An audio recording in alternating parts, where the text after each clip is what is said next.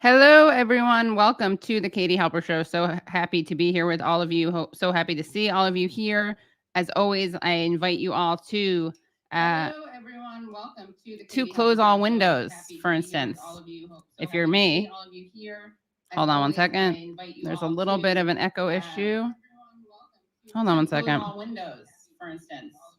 If you're me. All right, guys. It second. wouldn't be the Katie There's a Halper little bit of an Show echo if you issue. didn't have stuff like this happening. Okay. Let's start again. Hello, everyone. Welcome again to the Katie Halper Show. So glad to be with you. Even gladder to not have that echo. Today, we have a great show for you. We have two special guests, very unique guests. We are talking, of course, as we have been on basically every episode for a couple months now, about the situation in Russia, in Ukraine, but we're also going to be taking a little bit of a break. So we're going to be doing that with Brian Becker, the amazing Brian Becker, but we're also going to be talking about some different types of things, like exorcisms and abortion and Amanda Knox, some true crime stuff. We're going to be talking about that stuff too. And that's going to be during the first half of the show. But before I get on to the show, and very excited to bring on Andrew Gold, who's going to be with us for the first half of the show, just want to welcome everyone. Say, of course, to hit the like button, hit the share, subscribe. You can become Patreon supporters. We've had so much Patreon support, and I really thank everyone for doing that. And that's at patreon.com/The Katie Halper Show. Again, that's patreon.com/The Katie Halper Show. That's how you have access to extended interviews and bonus interviews. Great stuff from Vijay Prashad from last week. Really recommend joining the Patreon so you can also access this interview I did with Yasha Levine about the Azov Battalion. He has a really interesting perspective on that, being a Soviet American immigrant himself. And yeah, become members on YouTube. If you become a YouTube member, you get badges and emojis, and you get little Bodhi emojis. And of course, hit the like. Everyone watching should hit the like, because that's how we can help fight back this algorithmic suppression, which is real. And I think that's it. Let's see. We're not doing a call-in tonight. Tonight after the show, I'm doing Leslie Lee's call-in. I'm going to go on his show to talk about the Oscars. But what I do want to tell you guys about is that, of course, if it's a Monday, it's not a Monday now, it's a Sunday, but tomorrow will be Monday. And that means that I will be doing Monday mornings live stream with Aaron Mate for Useful Idiots. That's Mondays at 10 a.m. And we go over the Sunday morning news shows that we watch so that you don't have to. So make sure that you join us there Monday at 10 a.m. At youtube.com/useful idiots. And then join us at a call-in at 11 a.m. where Aaron and I take your questions. Now, the next time that I do the Katie Halper Show is going to be on a Tuesday. So this week you have two, you get me twice. So Tuesday, I'm having a show. The next Katie Halper Show will be on Tuesday, and the guest there will be Adam Johnson from the Citations Needed podcast, excellent media analyst. And I'll be doing a call-in after then. So I think all of that makes sense, but you're going to get the Katie Halper Show twice this week. All right, so I'm going to, again, invite everyone to like, and I'm going to bring in our first guest. Very excited to be talking to Andrew Gold. Andrew Gold is a journalist, documentary maker for places like HBO and BBC, and he's the podcast host of the podcast On the Edge with Andrew Gold. He speaks 5 languages and documents the world's strangest and most controversial people, from true crime and paranormal to science and politics. So, without any further ado, welcome, Andrew. Hi, Katie. Thanks for having me. How are you doing? Good, you?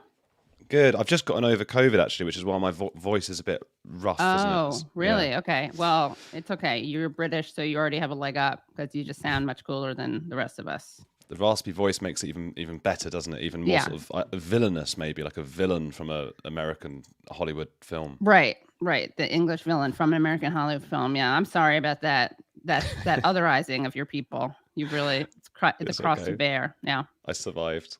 You survived, yeah. Well, thank you, and thank you for staying up late to join us from across the pond. You're welcome. So let's just get into one of the most interesting things that you've worked on, which was this film. Is it a film? Is it a report? How do we actually classify it? It's a TV Exorcism one. documentary. A TV I documentary, suppose. okay. Yeah, Exorcism. About yeah. exorcism. Go on. How did you wind up in Argentina witnessing exorcisms? How did you wind up working on this project? And actually, you know what? Before we actually show that, let's just show. But before we talk about that, let's show a bit of this. We can show like the opening of the film. Brad, can we play the opening?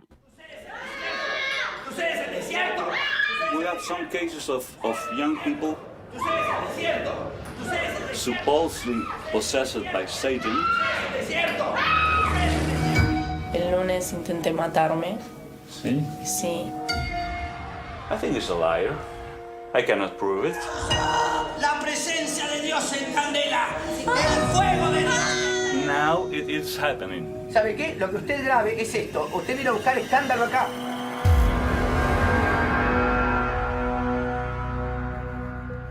I'm on a mission to explore the bizarre and potentially dangerous practice of exorcisms.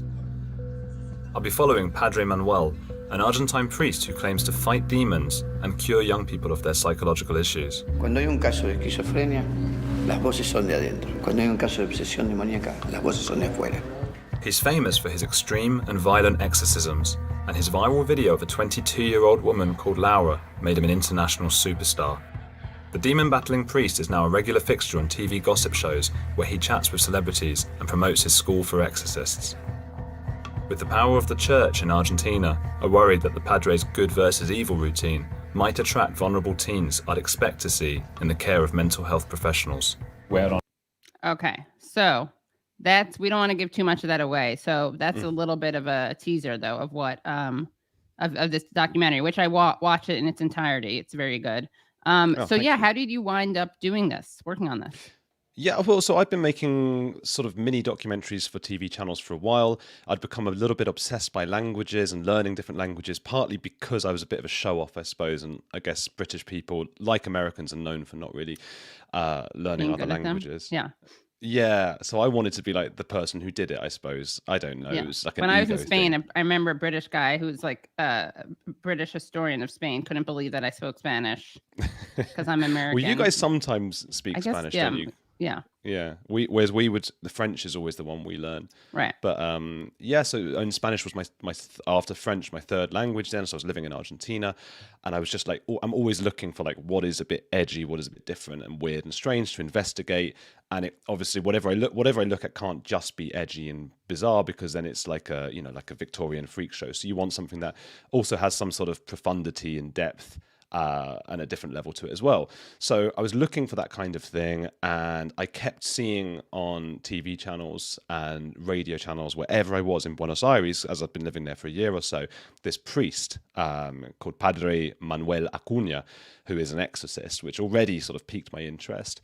But then what really got me was how he was on all these TV channels, and he was speaking, you know, very seriously about demons and what we need to, you know, do to fend off spirits and evil beings on Halloween, for example, like cut 7 carrots and do that and mix it with some soup and whatever it was. And how very serious journalists over there, or some quite serious journalists, took him seriously, took him at his word. And he was seen as this very sincere authority figure. So I was just like, my natural, you know, I knew he was just talking rubbish, and I thought I've got to somehow get to meet him. I knew that doing exorcisms and learning to do an exorcism, although I don't believe in the paranormal, would be a really aesthetically interesting image for a documentary. And I thought, I wonder if I can get to grips with, you know, exposing something that's going on, which I think we did over the course of the film because of his closeness with some of the women that he was exorcising. So it was just a case of getting in touch with him while I was out there. And then a friend of mine called David, who's a director, we just went and filmed it like in between working and stuff like that. So if we had nights off and afternoons off from like other jobs and things, we just went to hang out at his church and filmed him. And it took a couple of years after filming it and editing it and everything to actually sell it to the BBC. So that's how it sort of kicked off. Oh, wow. So yeah, I don't want to give away too much of the kind of meta story or the intra story that exists. There's an interesting dynamic between you and the father and the priest. But it just makes it so that the movie is about, you know, his exorcisms, obviously, and also about how he responds to being filmed and looked at critically. So how were you able to like convince him to do it? What did he think your aims were when you were going in to do it? It was easier than you'd imagine, because I think watching the film now, as you say, maybe we don't want to give away too much. It's still riveting, and I don't really care anyway if people know. You. I mean, if it's up to me, then he was just, his assistant is this woman called Paula, who he exorcised, did a big exorcism on. She had schizophrenia and other psychological issues and things, and was Eating sort of being disorders. kept. Yeah, exactly, and was being kept with him, and he. It emerged was having some sort of relationship with her. She's like 20-ish. There's another girl who's 17, and he's like in his 50s, and he's a really creepy guy. But to convince him was easy, because he's one of those guys he just really believes in himself. Whether he believes in his powers or not, I don't really know.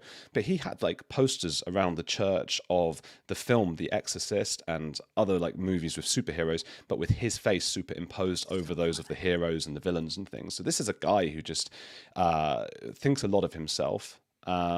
So when I said, hey, I want to come and film you, I'm British, and I think I can probably get this to the BBC afterwards, he was just like enamored by that idea. Right. And he thought we'd come along and show how fantastic his exorcisms are and how they work. And the thing is, like, whether he believes in his powers or not, his exorcisms do work. And that was the fascinating thing.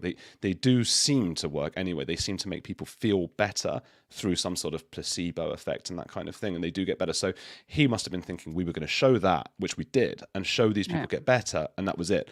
But the difference was we came back a year later or 2 years later, and we saw that the people who had gotten better then got dramatically worse, and were worse for their experience with the exorcism. So, yeah. Yeah. And then you made another documentary while you're in Argentina, right, about the crazy baby lady, which is about a subject near and dear to the heart of the church, abortion. So can you tell us about that? We actually had the trailer for that one too. Brad, can we play that one? With just a week until the vote on abortion, I went to meet the face of Argentina's pro-life campaign, Mariana Varela, known by her detractors as the crazy baby lady. Are you crazy? No. I think she's a nutcase. I think what she's doing is horrible. If your daughter was raped... I would never kill my grandson. La loca del bebito. Sex is not fun. Someone could take Fanta. No, it's fine. That's what your mum's taught you. Well, she did it at least 6 times. Yeah. She's a genocide's daughter, the most hypocrite in front of a campaign like this. You're trying to convince me not to have an abortion, and I thought this center was to help people like me. El hombre tiene que ser parte de la decisión y ser escuchado con la mujer. Es nulo el caso donde realmente la vida de la mujer está en peligro. En la Argentina tenemos niñas de 12, 13 y 10 años violadas. And it was just blood everywhere. He handed me my underwear and said, now it's time to go. I'm sure that people die on those tables. There is no question. I've never seen so many people. The building is shaking. El origen de la vida pasa por el hombre. ¡Vamos a seguir luchando! No hay abortos después de 9 meses. Sí. Se puede hacer un aborto hasta los 9 meses. Tal cual lo que Yo te no decía. sé si es Sí, te puedo seguro. garantizar. Can you help me to find somewhere where I can go? No, you're the mother of this child. You are going to have the consequence. I had a ticking time bomb inside me. This is not a person. No. What is it? That is a plastic representation of a fetus. As the senators voted in Congress, the country seemed to fall apart before my eyes. Estamos hablando no es aborto sí o aborto no. ¡No corre! ¡No corre! Chica, adelante. You told me that you were going to be objective, and this is not being objective. Are you angry at me? Oh, yes. I can break your heart.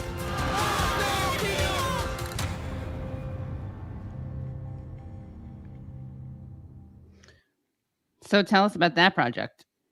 So that was straight after The Exorcist. The Exorcist was coming out at that point on the BBC. And I, again, just from being out there as a journalist, I'd put all these names together. And one of them was this woman, Mariana Rodriguez Varela, who is known out there in Argentina as the crazy baby lady. So instantly my interest is piqued, because the crazy baby, that's extraordinary as a name.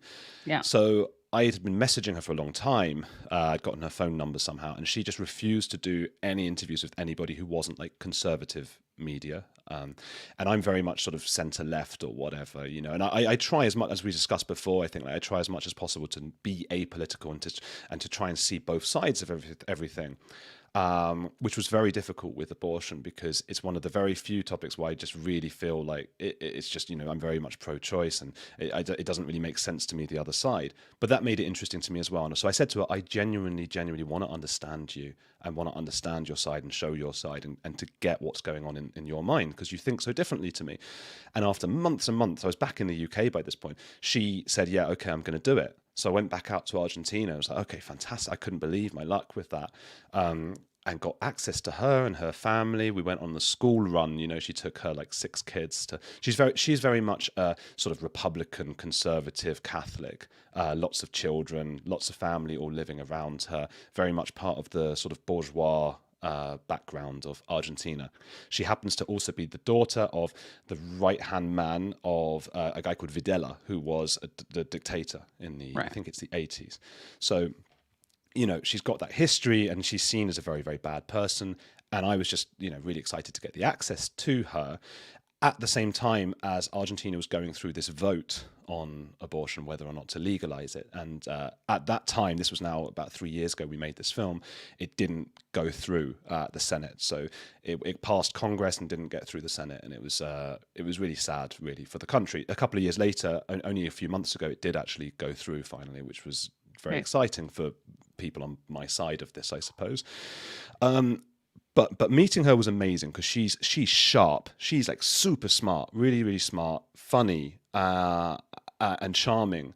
And she was one of the first times, because again, we shot this a few years ago, that she tested me as a journalist, and she opened my mind to sort of a very how people can have very opposing views without one person being evil or not. And I was able to understand, I think, why she had the views she had and the fears that she had. And I guess we learned a bit about each other. By the end of it, because I asked, again, a bit like with The Exorcist, because I asked quite imposing, challenging questions to her, she got very upset with me, and now she won't talk to me. She sent me a lot of horrible texts, and now we're not talking. Yeah. Wow. Yeah. And yeah, her father was the dictator from the late 70s, I guess, from 76 to 81. Yeah, he wasn't a dictator. He was the lawyer who worked as his right-hand man, so to speak. Oh, not Jorge Rafael Videla. So it was Videla's assistant. Got it. Okay. Thing. Got it. I thought that was her dad. No. All right. She was just one step removed. Okay, got it. Yeah, and I put that to her because one of the things that dictatorship was known for was the disappearing of babies. So I said, how can you say you are the pro-life people when your father was taking babies from people who were seen as leftist opposition of the government and selling them to rich, right-wing dictator-aligned people?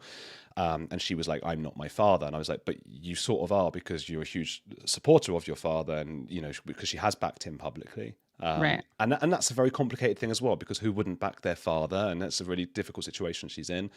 So it made for real complexities interviewing her, and a real challenge. And I loved that. And I'm sad that she hates me now, because I really liked her. She took us into her home, and she gave us chocolate milkshakes and things, and she was really, really nice with us. So it's sad for me, but what can you do? Yeah, what are you going to do? But I actually made a documentary about the Spanish Civil War, where I interviewed a lot of Spanish fascists, and also did a kind of fair. I mean, the editing definitely made an argument that was very clearly allied. It was very clear where my allegiances were, but if just the actual interviews, I asked people questions, and I didn't say anything about them, negative about them. There was no voiceover or anything, but through editing, you really are able to tell quite a story. And I didn't appear in it, but, and then your podcast is about, it's true crime and also kind of paranormal. Sorry, go on. No, but I was listening to a really interesting interview that you did with Amanda Knox, who's, I don't know if people might remember who she is. They may not. Can you just remind people who she is? Yeah. So the podcast On the Edge with Andrew Gold, it is paranormal. It's everything. So it's paranormal, true crime. It basically depends who I'm talking to, and I want to convince them to listen to it. So I've told people on true crime podcasts, I'm like, yeah, it's really, really true crime. And I've gone on people's paranormal ones, and gone, yeah, paranormal. But it's not really, actually. It's more like thought leaders and people on different sides of the political spectrum, because I try to stay in the middle of it all, and then really strange people that you'd never imagine. There's like the Coffin Confessors, one of my favorites. This is this guy who just his job. He's an Australian guy. His job is to go to people's funerals and reveal their secrets. So he just like turns up and he's like, this guy was gay, like to a bunch of bikers or something like that. Yeah, he's one of my favorites. The psychopaths have been on there, like real psychopaths, and I love talking to psychopaths because I can be like, there's no front anymore. I don't have to pretend to be good, and they're not going to pretend to be good. Right. And I can say like, what happens if like somebody comes in now and starts like ripping my guts out, and they're like, Andrew, we've been through this. This doesn't bother me. This is nothing, Right. So I love that. Amanda Knox was really, really interesting because she's a huge name. For anyone who doesn't know, she was the student about 10 years ago. She's from Seattle, I think, who was accused of murdering her roommate, who was English, Meredith Kircher, in Italy. They were studying abroad. And that was a huge story. And it was really interesting how the press was different in the States to the UK, because the tabloids were horrible to her, very misogynist, and painted her as, they called her Foxy Noxy, which Foxy Noxy was actually her soccer name, because she ran like a fox. But it was taken to be like she was this really promiscuous girl. Right. Not that should have mattered. And that she had taken part in sex games and things. And that was why she killed Meredith. When in actual fact, it's like there's very little evidence. And I get shouted at for this. And I will do. I'm sure there'll be people going, she definitely did it. There's loads of evidence.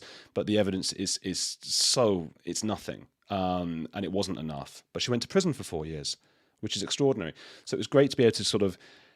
The interesting thing about Amanda Knox, there's this Netflix documentary, and she says to the screen, she's like, "You're looking at my eyes when you should be looking at the evidence." And I remember watching it thinking, I am looking at your eyes, as if I can find something out behind your eyes, whether you did it or not. So to see her face to face, and I found myself still doing that, and it's ridiculous. I've been writing a book, and that's why I wanted to talk to her as well. I've been writing a book about the psychology of secrets and when we're keeping secrets and things.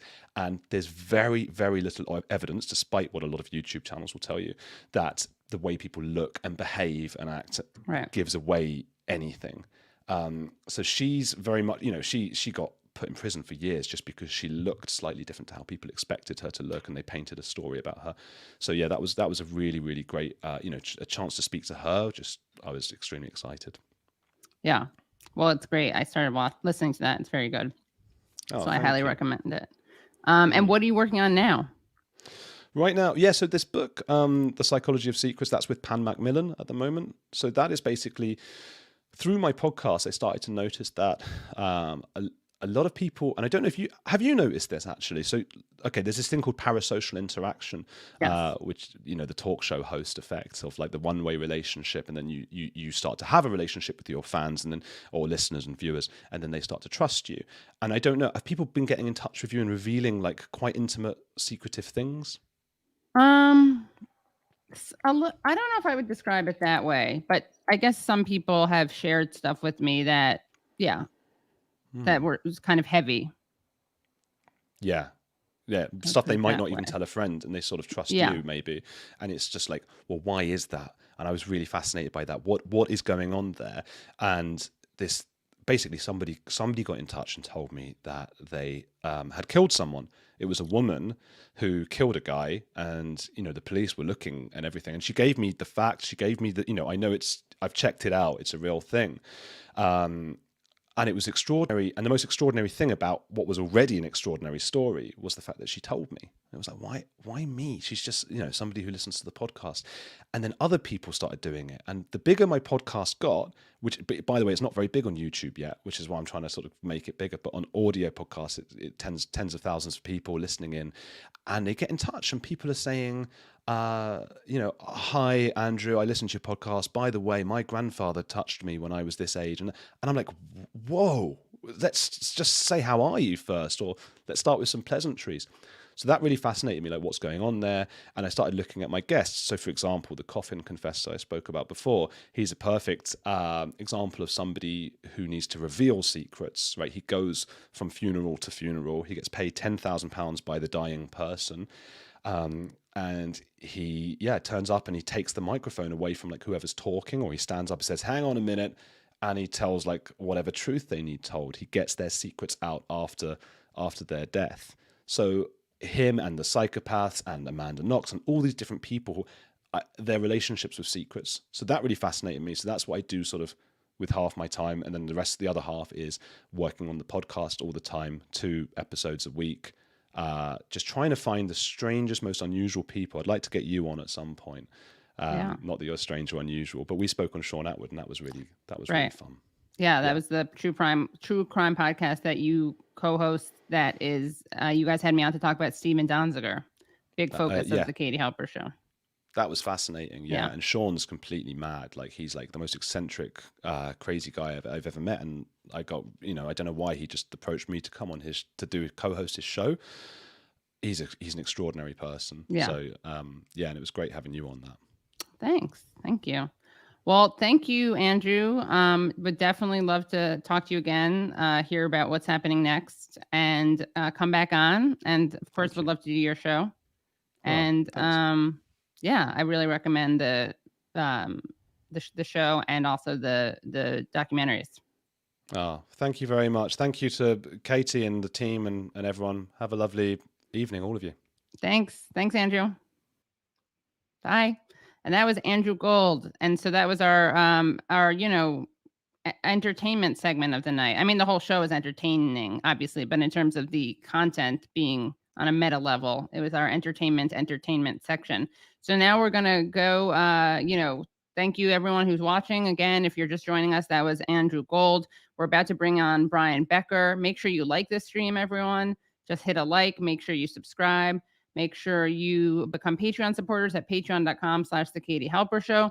Again, that's patreon.com/The Katie Halper Show. Make sure you tune back in on Tuesday. We're going to have the next Katie Halper Show is going to be this Tuesday evening at 8 p.m. It's going to be with Adam Johnson from Citations Needed, which is that great media criticism podcast. And that is needed now more than ever. So we're going to be bringing onto the show our next guest. Very excited to be talking to Brian Becker. He's the host of the Socialist Program. He's the national coordinator of the Answer Coalition and the author of Imperialism in the 21st Century. So welcome, Brian. Thank you. Hi, how are you? Glad to be here. I'm great. How are you doing? Good, I'm good. Good. It's fun to talk about parasocial, not paranormal. Whoops, parasocial. It's nice to hear your voice and see you, and I'm used to seeing you and hearing you, without you knowing I'm there, because I'm just playing your likewise, podcast, a big fan of the Katie Halper Show. Thank you. Oh, thank you. Great. So, I have a lot of questions for you. You've been doing really great coverage and analysis of Russia, Ukraine, over at the Socialist Program, which is now at Breakthrough News. And I wanted to, though, before we got into that, I wanted to just share a clip with you and ask you for your opinion on it, if that's okay. Something that Joe Biden said recently when he was speaking in Poland. Brad, do we have this clip? But also the average citizen. Look at how they're stepping up. Look at how they're stepping up. And you're going to see when you're there, and some of you have been there, you're going to see women, young people standing in the middle in front of a damn tank, just saying, I'm not leaving. I'm holding my ground. They're incredible. But they take a lot of inspiration from us.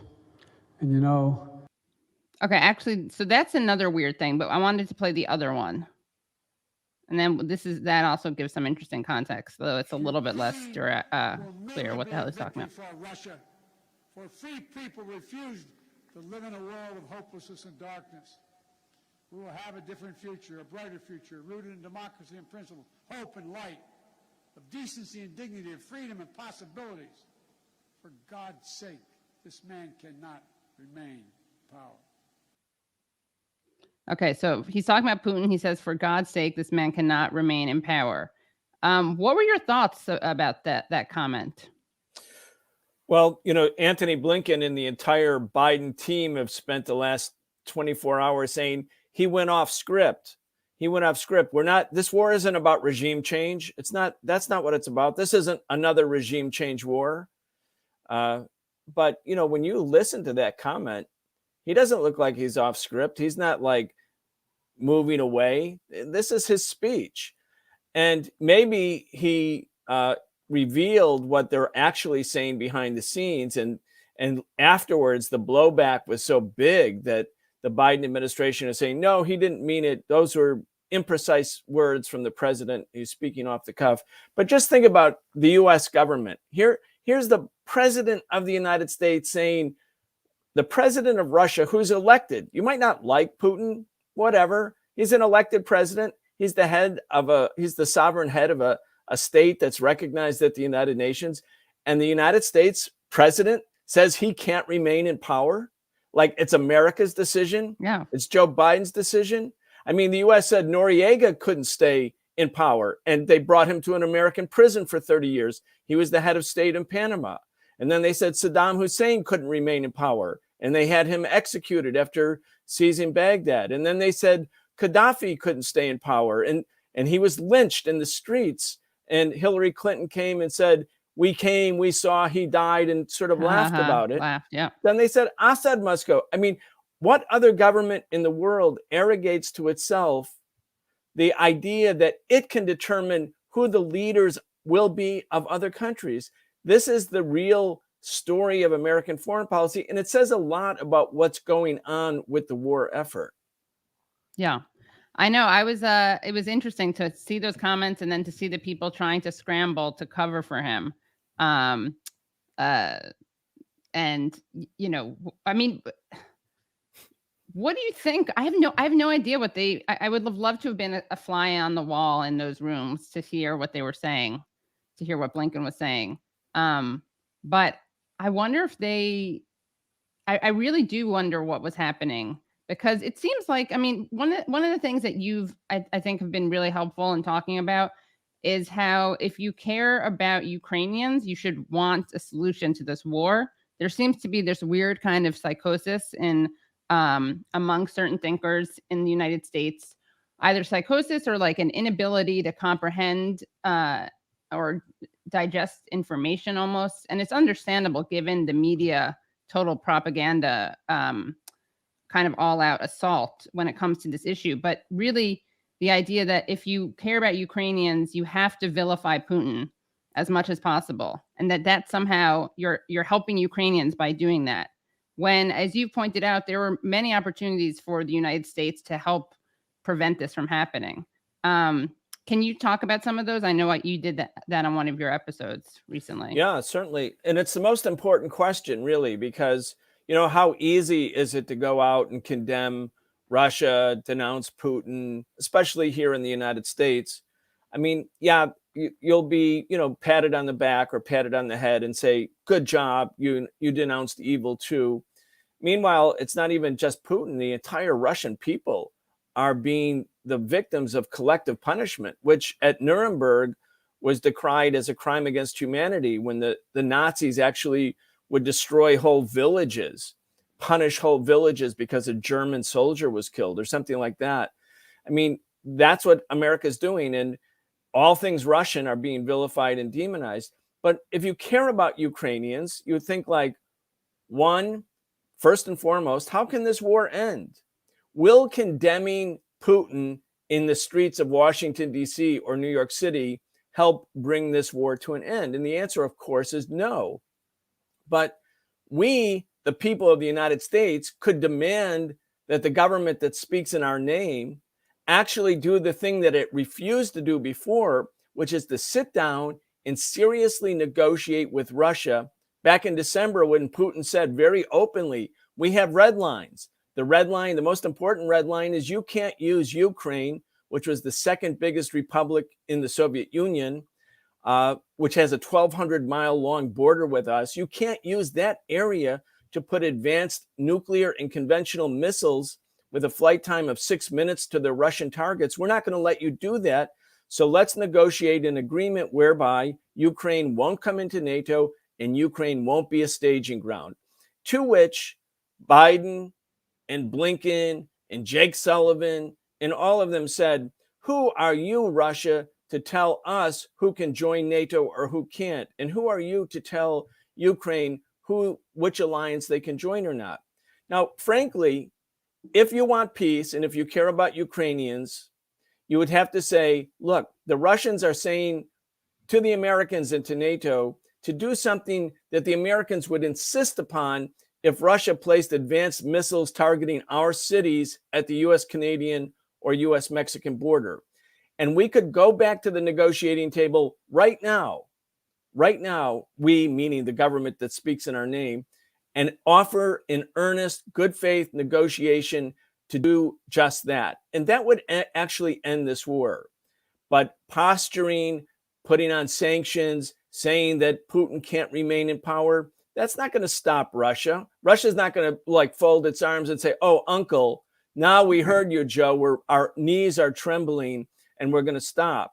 No, the way to stop the war, and if you care about Ukrainians, that should be first and foremost, is go back to the negotiating table. Right. And that is, I guess, people love saying that this is capitulation. You know, people love comparing them. One of the scariest things to see is how freely people are just and casually comparing Putin to Hitler. Not even comparing, actually saying that like Putin is worse than Hitler. The latest one who did that was Lloyd Blankfein, who said, you know, at least he didn't use chemical weapons against his people, which is something that Sean Spicer had to apologize for when he said that, comparing Hitler to Assad. But I don't think Lloyd Blankfein, I don't think anyone has to apologize for anything as long as they're attacking Putin. Like, all bets are off. That's, you just kind of get like blanket immunity. Yeah, you know, I've been an anti-war organizer for multiple decades, and I have to say, at each and every time when the U.S. decides to take out another government, launch another invasion, carry out another occupation, in each and every time, the U.S. is fighting the Hitler, the new Hitler, the new iteration of Hitler. And, you know, 100 years ago, when imperialist colonial powers invaded third world countries and removed their leaders and stole their resources, they didn't have to give it some like noble cause. They didn't have to say, we're trying to save civilian lives, or we're going to protect the world from weapons of mass destruction, or any of these rationales. They just did it because they could.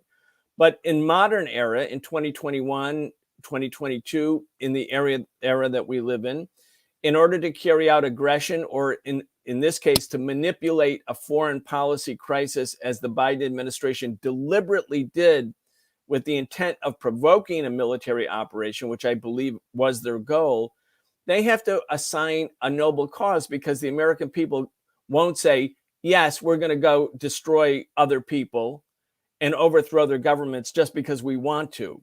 Now you have to assign it some morally justified ethical cause. And that's what we see happening here. Again, I played on my show, Katie, over and over again, clips from Anthony Blinken in the last 3 months when they were like sort of sanguinely, benignly, calmly predicting that the Russians will invade after Putin had made it clear that, you know, they want serious negotiations, but if they don't get them, they have this plan B, amassing all of these troops. There was never a sense of alarm in Anthony Blinken's voice. He wasn't like, that's why we must urgently find a way to do this. He'd say, well, look, if they don't invade, fine. If they do invade, we're ready. You know, it was that kind of calmness. And I think the U.S. actually really wanted Russia to carry out a military operation. And I think the Russian calculation was that Zelensky and the Ukrainian military would collapse quickly, and that Russia could, you know, change the facts on the ground, so to speak, in a couple of days, and have a government that would, you know, assert and conform to the idea of neutrality. And that's what the Russian miscalculation was. They came into the country not really with a shock and awe type military strategy, the way the U.S. basically dropped tens of thousands of bombs and missiles on Iraq starting March 19th, 2003, to shock and awe them. The Russian idea, the Russian military plan, was to come in with a relatively light touch. They expected the Ukrainian military to collapse.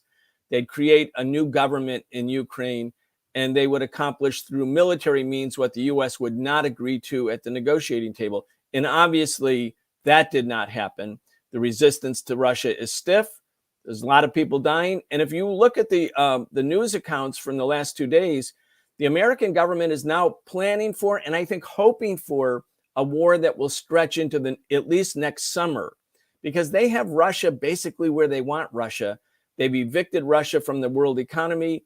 You know, Russia and China were identified as the two major countries for the new military doctrine adopted in 2018 by Trump. Major power conflict is now the priority. Well, Russia's in a bad situation. It's evicted from the world economy. It's militarily tied down in Ukraine. America has united the European allies who really didn't want to have their arm twisted by the U.S., meaning Germany and France in particular. U.S. is quite happy right now. All those crocodile tears for Ukrainians, they're happy. They're very happy. Right. I mean, yeah, we keep seeing people making a very, really laying it on very thick. You know, this is going to last for a while. They're really just preparing people for a long, extended, drawn-out war. There's no urgency around any kind of negotiation because I do think, as you're saying, that they think that this is a good position to have Putin in. And it's funny because who was it? Was it Lindsey Graham who said something? It was Lindsey Graham or some Republican. I'll have to go back and find it, saying that Biden didn't care about Ukrainians. It was all about how much Putin. It was all about the relationship between Biden and Putin. And I think that's actually true. I mean, he was saying that in order to argue for more aggressive, more belligerent behavior. But I think he was, you know, it's one of those weird things where someone is full of it, but actually saying something truthful, even though for him to take away is like to bomb, I guess, Russia back to I don't know how he thinks it's going to happen since they have nuclear weapons. But I do think that that's true. And the United States government seems very happy to kind of like just bleed Ukraine. Yeah. And even his comments, Biden's comments to the troops, he said, well, those Ukrainians, they're very heroic. They stood in front of a tank. That clip that you played. Yeah. And the way they're talking about it is like, wow, the Ukrainians are really taking it on the chin. They're very heroic. But again, when you hear them, it's not the kind of, there's nothing that says in their voice or in their message, that's why we have to stop this. We have to find a way to end it. It's really like, that's why we're going to send more weapons. That's why we're going to send more American troops over to Poland and to Latvia and Lithuania and Estonia. Like that's not the desire to end the war. And that's why I think it's really sad that people on the U.S., not sad, like revealing that people on the U.S. left who really should know better, who recognize that the empire, meaning the U.S. empire, which really does rule the world and has carried out regime change and invasion and invasion and invasion over and over and over again for, you know, since the end of World War II.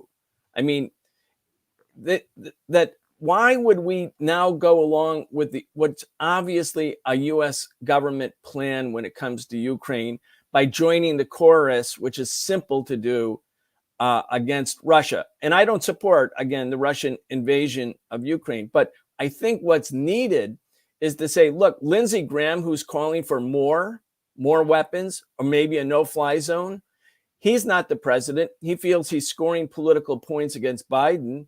But if he were to get his way, if the crescendo demanding Biden do more and more and more actually succeeded in Biden doing more, we will be on the brink of a conflict with the second biggest nuclear power in the world. Right. And if Putin is in a corner and he's already put his nuclear forces on high alert, why should we be sanguine about the prospect that this will just run its course? Wars like this are extremely dynamic. If the United States allows Poland to send, and I believe this will be the plan, by the way, that Poland will move into Western Ukraine and take part of Ukrainian territory, sort of call Russia's bluff. The Ukrainian right-wing Polish government will be able to show that it's standing up to the Russians. If that were to happen and it ends up where the U.S. supplies Poland with weapons that end up shooting down Russian planes and Russia retaliates, Biden is going to be in a corner. Biden's not going to say, wait, hold up. We don't want to have a nuclear war, because that's going to make him look weak in front of Lindsey Graham's and the other demagogic things. So he's going to climb the escalation ladder. Like, we are in a very serious, dangerous moment. And it makes me angry, actually, that parts of the left are doing so little because the social pressure against Russia is so great. People don't want to get up and tell the truth about why the U.S. endlessly pushed NATO to the east, rejected Russia's offer to join NATO. Russia asked to join NATO, and the U.S. said, F you. Just like the Soviet Union, by the way, in 1954, offered the United States, the Soviet Union said, look, we're for a reunified Germany, a non-militarized Germany. We'll give up a socialist East Germany.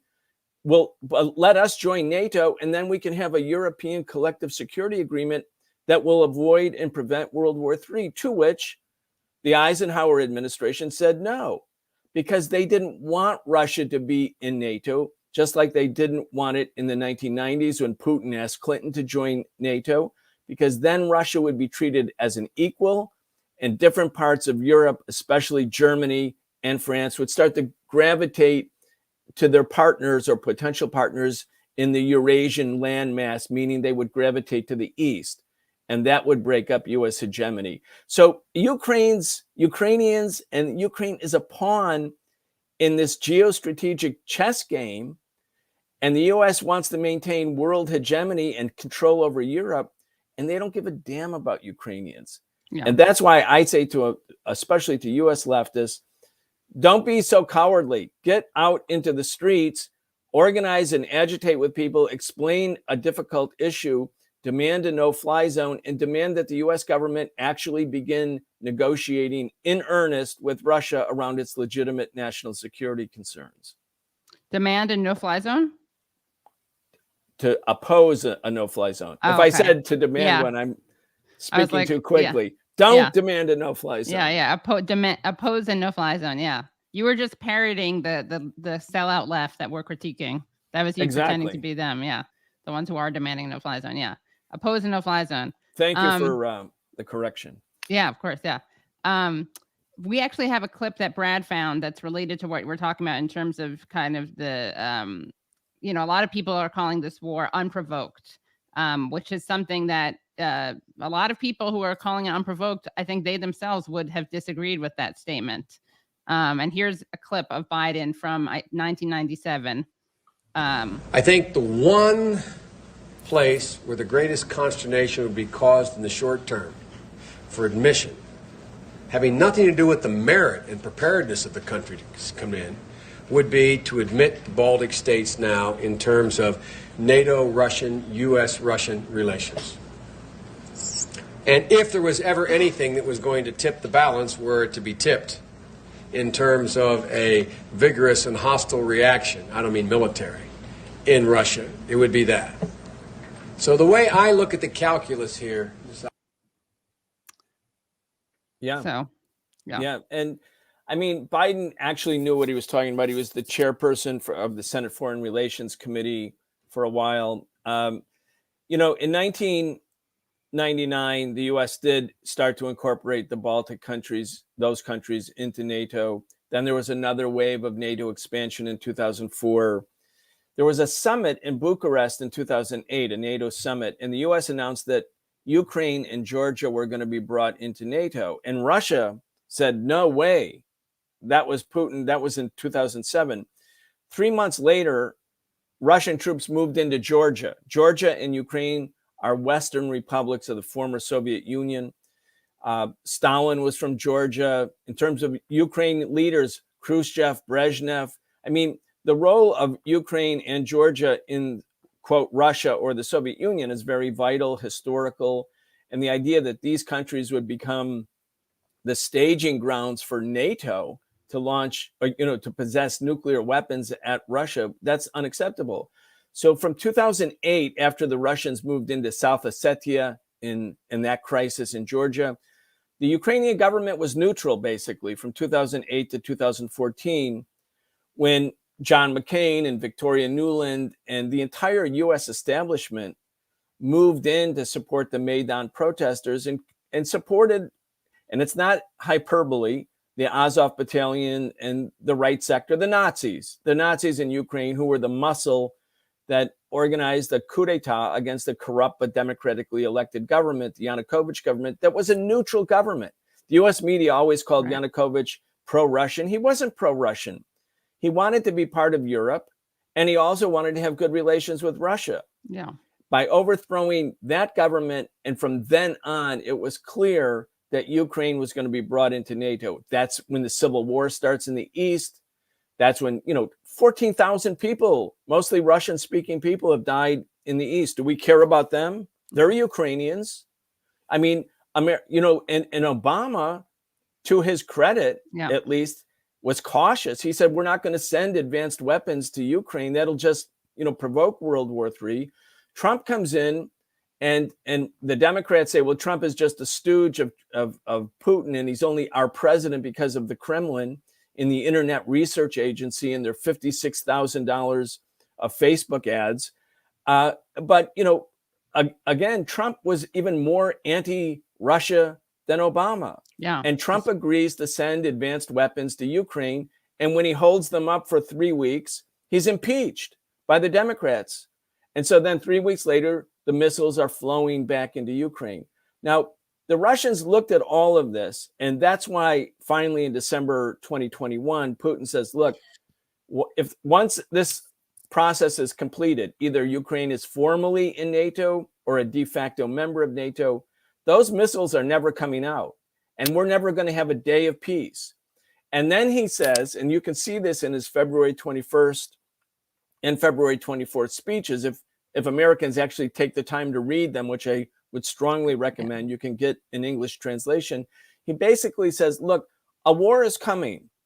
We can either wait and keep appeasing the people who are going to aggress against us, like Stalin did when he signed the non-aggression pact with Germany in 1939, Didn't work out so well. Which Putin says made us less prepared, and we were taken by surprise, and millions of Ukrainians and Russians died in the first weeks of the war when the Germans launched their surprise attack. We can either wait and do that again, or we can act. And we've decided basically to act. And so this is the Russian framework. It's not like he invaded a country 5,000 miles away, like Iraq or Afghanistan. It's not, this is their border. So again, you don't have to say this was good or wise or ethical or any of those kind of adjectives to recognize that Russia's motivation is not imperial in the sense that it really is motivated by a profound existential fear that NATO and the Americans are queuing up for World War III, as evidenced by their new military doctrine of major power conflict. And Russia, which spends $60 billion a year on defense, so-called defense, and the US spends about $800 billion, and NATO countries together spend $1.3 trillion. Like, if Russia is going to be targeted, Putin says we have to act. And he knew that he would be evicted. Russia would be evicted from the world economy. Just think about that. For our audience, like, he knew what was coming. He would be evicted from the world economy, and he still said this is worth it. That means, at least in his thinking, which I think is important for people to try to understand, he did feel that there was an existential security threat. And if the Americans knew that, which obviously they did, because they were the ones who posed the existential security threat, and if they cared about Ukraine and Ukrainians, then the only logical thing that makes sense would be for the Americans to come back to the negotiating table and say, okay, Switzerland was neutral, not the end of the world. Finland was neutral. Austria was neutral. We agree Ukraine can be neutral. But that's not what Biden and the Pentagon wanted. They wanted this, and that's what we have. And what is it about this that they want in particular? What they want here, the biggest problem for the United States was 17 European countries had joined the Belt and Road Initiative, starting to lean towards China. Germany was dependent on Russian natural gas. 40% of natural gas and energy supplies for Northern Europe come from Russia. As the American empire was starting to diminish because it was bogged down in these wars in Afghanistan, Iraq, Libya, Syria, Europe and Europe was starting to move to try to declare some degree of independence from America. And by having a confrontation with Russia, the United States reorganizes Europe, block discipline, everybody's in line. Everybody has dropped all of their apprehensions about NATO and NATO expansion. They're all going to agree to increase their military budget, which really means buying more weapons from the United States. So it's really more than anything about controlling Europe. So that's why I say on my show, Ukraine really is a pawn. The goal here was to maintain discipline over Europe, which was key to the rise of the American empire after World War II. The Marshall Plan and the creation of NATO were the anchoring structures that allowed the United States to control all of Europe. And the U.S. had similar treaties in the Middle East with Iraq, then under the King. They had similar treaties in Southeast Asia. So there was this network of systems of control that America created after World War II. Most of the other ones have vanished. And Europe was the last holdout, and the United States was losing control over Europe. This is a way of getting Europe back on the American team firmly, creating a confrontation which the U.S. knew might very well happen, and then allowing the U.S. to sort of run the show again in Europe for the next 5 or 10 years. There's also a really scary mashup. Thank you, by the way, for that. Very insightful. And it's something I found very helpful listening to your show. We also have a mashup that The Intercept put together of some journalists really pushing the no-fly zone. And then the mashup ends with Ryan Grimm asking Jem Psaki a question, and her response is very telling, I think. So, Brad, can we play that, please? Zelensky and other Ukrainian officials have made so clear that what they believe they need the most is more warplanes and fighter jets. So why is the U.S. assessing something different? In a White House press briefing, reporters repeatedly asked why President Biden isn't doing more to provide Ukraine with direct military support. That's what it says on the screen for people just listening. Why does the U.S. believe they know better what Ukraine needs than what Ukrainian officials are saying they need the most? It sounds like, we're pretty dug in on our position when it comes to the no-fly zone, when it comes to the MiGs, despite this growing bipartisan call in Congress to shift a little bit. So, to put it bluntly, is Zelensky wasting his time tomorrow asking for these things? President Zelensky is going to be speaking to Congress tomorrow. He's been pushing for fighter jets, a no-fly zone. You have to hear some of those same requests tomorrow as well. Has the administration shifted on that at all? Australia, though, calling for a no-fly zone. They're a NATO member. They share a border with Russia. How do we view their calls for a no-fly zone? And on President Zelensky's address tomorrow, of course, he is expected to ask for more assistance, as my colleague noted. A lot of the U.S. positions on that haven't changed, as you just said, when it comes to the no-fly zone. But on the aircraft specifically, the Pentagon said last week that Secretary Austin said they do not support the transfer of additional fighter aircraft at this time. Is that still the United States' position? Would a strike in Poland on supplies or anything really automatically be met with a forceful response, or simply a conversation amongst allies about how to respond? There are reports that a Russian drone made its way into Polish airspace before going back to Ukraine and being shot down. Does a drone into Poland count? Former ambassador to Ukraine, Maria Ivanovich, has been quite outspoken recently, and she said we need to mitigate risk, but it's also true that not taking greater action comes with a risk as well, because Putin is a bully and he only understands strength. Is the president showing enough strength against Putin? If Putin were to use chemical weapons, would it change the president's thinking when it comes to these MiGs, taking the no-fly zone off the table, but at least on this issue? Are you prepared? Can you give us any more details about what that threat means of severe consequences? The president obviously made the same threat last week. Is that purely economic consequences, or would there potentially be a military threat? Go ahead. So, aside from the request for weapons, President Zelensky has also requested that the U.S. be more involved in negotiations toward a peaceful resolution to the war. What is the U.S. doing to push those negotiations forward? Well, one of the steps we've taken, a significant one, is to be the largest provider of military and humanitarian and economic assistance in the world, to put them in a greater position of strength as they go into these negotiations. We also engage and talk to the Ukrainians on a daily basis.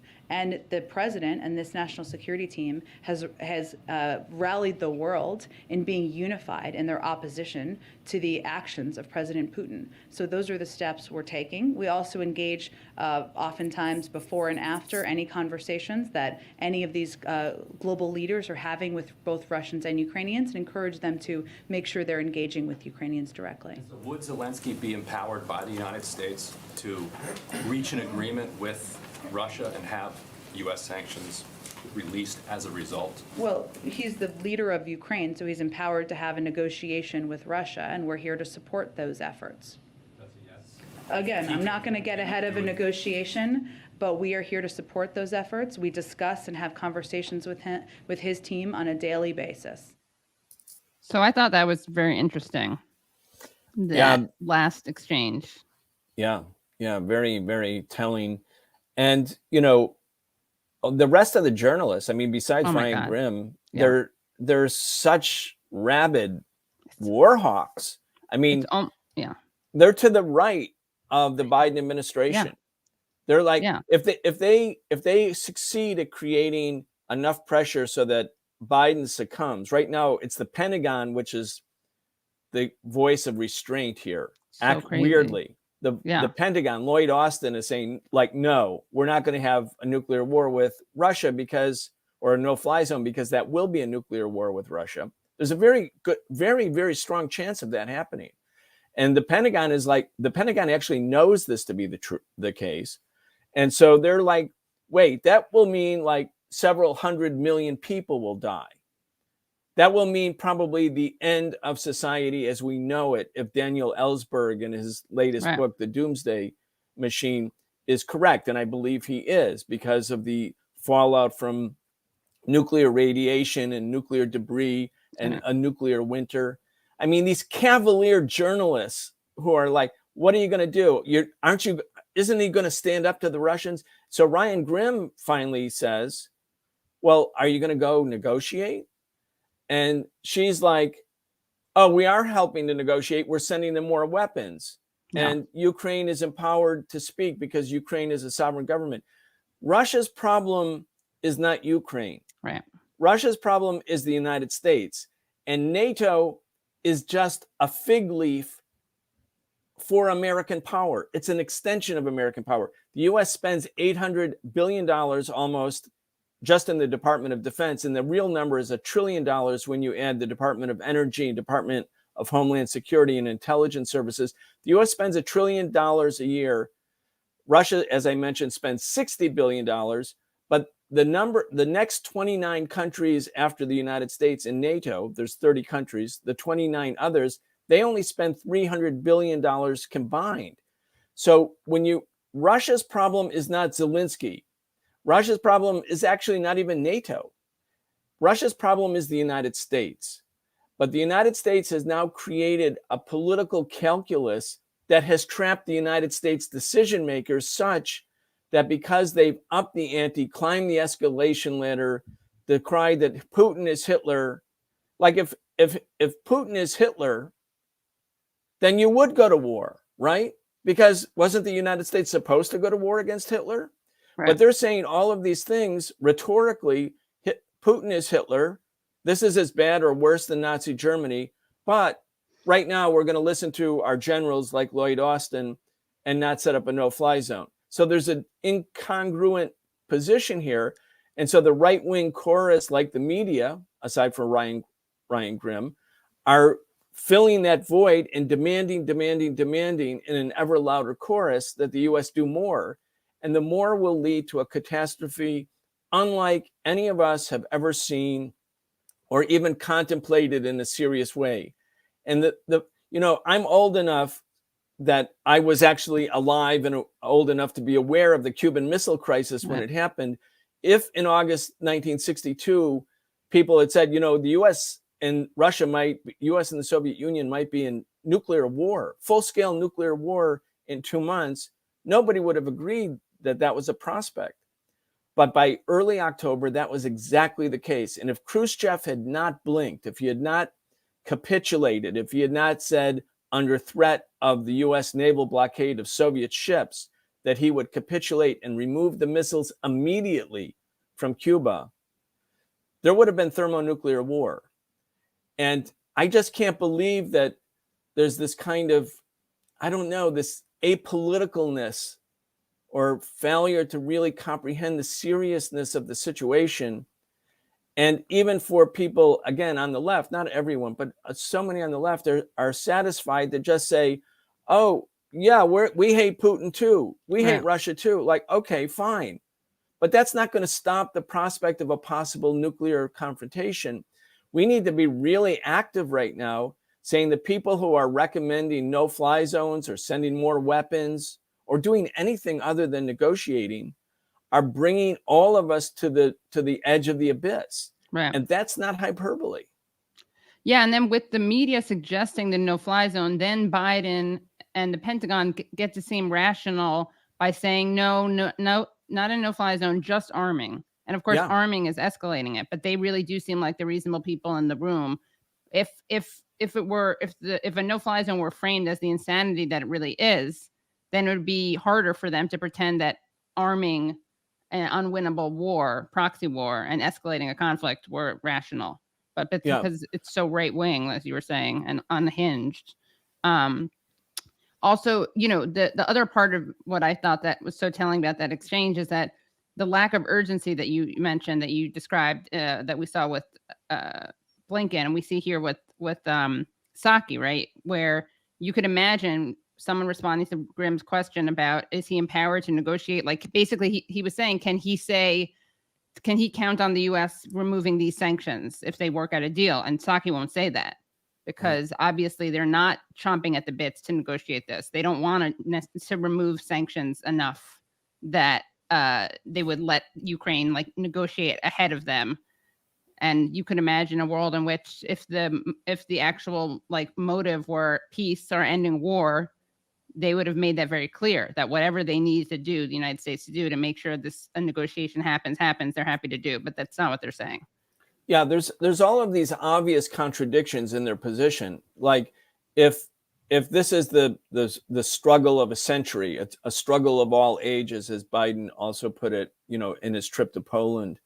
Yeah. And the U.S. actually only imposes economic sanctions and only sends weapons so that other people can fight and give their lives. At a certain point, the incongruency of the situation will impose itself on Biden. If they keep talking like this, using this rhetoric, shying away from any embrace, or not shying away from, but rejecting any embrace of negotiations, and at the same time, don't take the ultimate step of really being willing to fight and die and kill in Ukraine for the thing they say is the most important struggle of all time. Ultimately, the tide, public opinion will turn the tide in the direction of a larger war. That's the logic of this. And I think the American politicians are so opportunist. They really don't care about anything except where they stand at a particular moment in the polls or with the media. I mean, there are people without character or conscience, and yet they have this enormous influence. And then you look at the media and it's not better, it's actually worse. So, I'm not trying to paint an overly grim picture, but I think for people who are organizers and activists and people who care about change and want peace, it's important to have a serious recognition of where we are and where this is likely to go. Yeah. I'm part of a group of people, along with lots of organizers and volunteers with the Answer Coalition. We're handing out 50,000 brochures, these trifold brochures at metro stops and subways, saying why you should oppose a no-fly zone. And it explains in a very simple way to people why this is actually a disaster. And when we talk to people on the street, we tell them, they think, oh, a no-fly zone, that means Russia can't keep killing Ukrainians. That's good, right? Right. That's a good thing. That's a humanitarian thing. And then you say, Well, what if it means the U.S. shooting down Russian planes and Russia now sends missiles not towards Kiev, but towards Washington? Are you still good with that? You still good with the no-fly zone? And nobody's good with it. But that's what the no-fly zone actually means.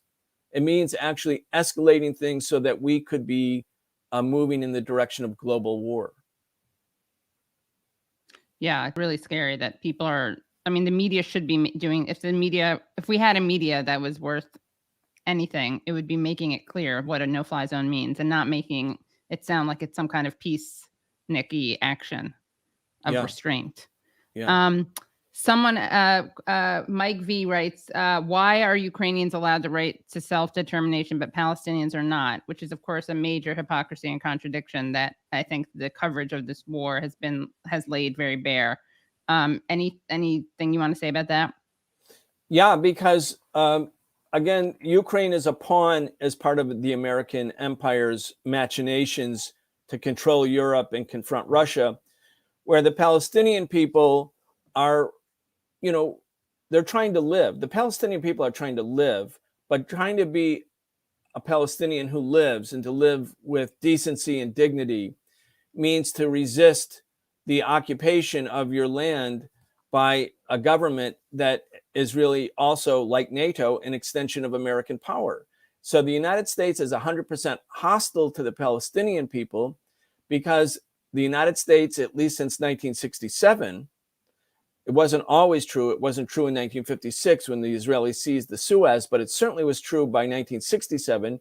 The U.S. sees Israel as a very valuable extension of American power in a resource-rich region of the world, and the Israeli settler colonial government will never have a revolution the way the people in Iran overthrew the Iranian monarch. The settler character of the regime means that there won't actually be a revolution. So it's a stabilizing sort of anchor of American military policy, and that puts America in direct contradiction with the Palestinian people who are trying to save themselves, save their land, save their families, save their culture from the endless expansionism of the Israeli Zionist regime. And so the American government is united about this. There's complete unity in the ruling class. There's unity against Russia and unity in support of Israel, which means absolute rejection of anything that the Palestinians do or say or in their yearnings and aspirations for self-determination. Right. Yeah. Yeah. I mean, it's a reminder that this talk of sovereignty and national determination it's just opportunistic.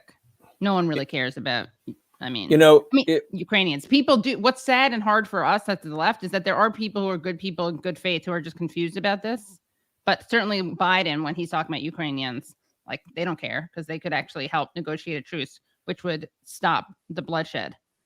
Yeah. But, yeah. If you really care about Ukraine and Ukrainian people, we have to demand no escalation, no fly zone, and a return, or it may not even be a return, coming to a negotiating table in good faith. And again, Zelensky can never solve the problem that Russia has. Only the United States can solve that problem, because Zelensky's not going to put nuclear missiles aimed at Russia with a flight time of 5 minutes in Ukraine. That will be the United States using NATO as the vehicle.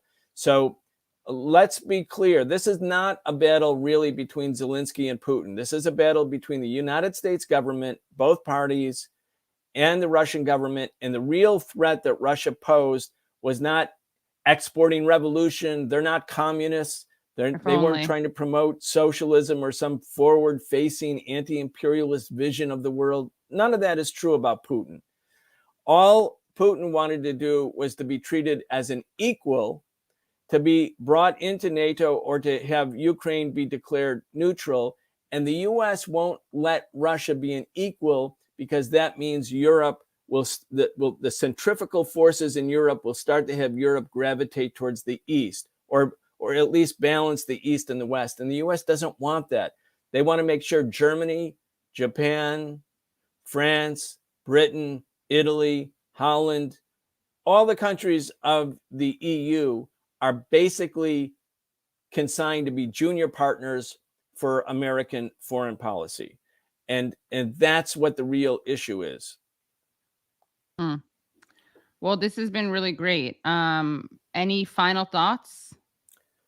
I wanted to, I was doing a little research earlier today about the issue of regime change, because obviously, to go back to where we started, Biden called on Putin to, quote, not remain in power. Yeah.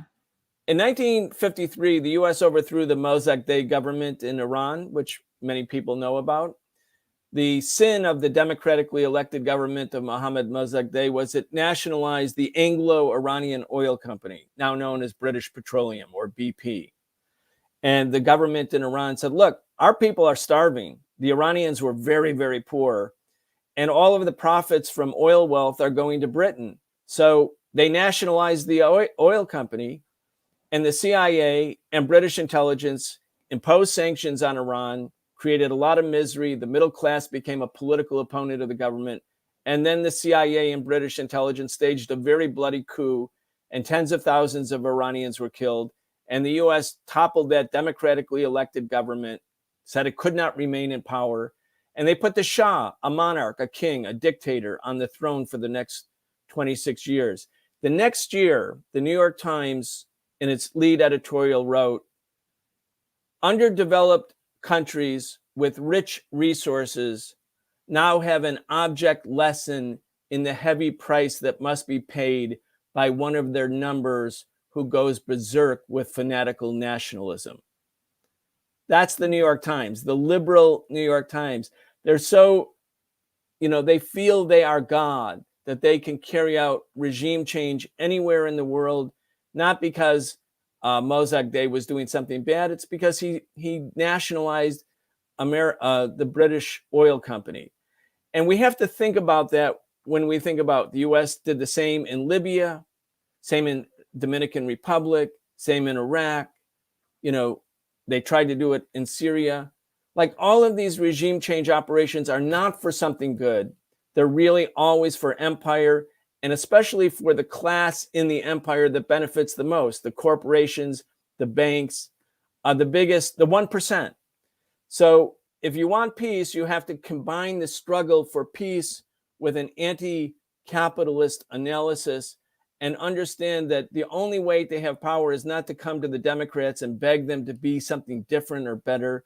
We actually have to do the hard job of organizing the people. And right now it's very hard, but we have to keep doing it. Yeah. Well, thank you so much, Brian. Brad just put in this comment. In 1935, Major General Smedley Butler said that unjust/unending war would be sold to the public cloaked in rhetoric of patriotism, noble cause, collectivism, etc. Nearly 90 years later, still correct. Absolutely correct. Yeah. And that is why it's much harder for us to do our job. It'd be much easier if people were honest about it. Well, luckily we have alternative media. You're asking people to go and show support at Patreon for your show, and they should do it, because without alternative media like your show and my show and other shows, without the alternative media, actually none of this kind of conversation will take place or be heard. So if you care about democracy and peace, you have to step up and do your part and to support alternative media. Yeah. And we should figure out, we should have there should be some huge meeting of all the leftist media who are, I don't know how to say it without sounding like self-congratulating, but who are not drinking the Kool-Aid on this, because it's kind of it's kind of scarily small. It's a scarily small group of people who are, I think, not falling for the trap of the way to help Ukrainians is by saying how bad Putin is, while allowing our government to escalate this. There should be some kind of, conference. Yeah.